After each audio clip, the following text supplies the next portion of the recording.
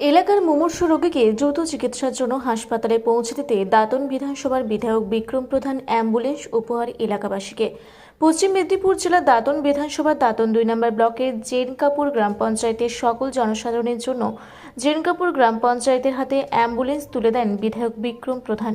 উপস্থিত ছিলেন বিডিও অভিরূপ ভট্টাচার্য, থানার আইসি তীর্থ সারথী, বন ও ভূমি কর্মাধ্যক্ষ ইফতিকার আলী, গ্রাম পঞ্চায়েত প্রধান রেখা দলাই সহ অন্যান্য কর্মাধ্যক্ষ ও পঞ্চায়েত সদস্যরা।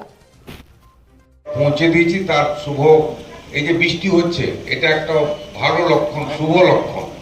আজকে শুভ কাজে বৃষ্টি যদি হয়, তার আরম্ভের বৃষ্টি যদি হয়, জানবেন এই কাজটা অত্যন্ত ভালো এবং শুভ, তার লক্ষণটাই শুভ।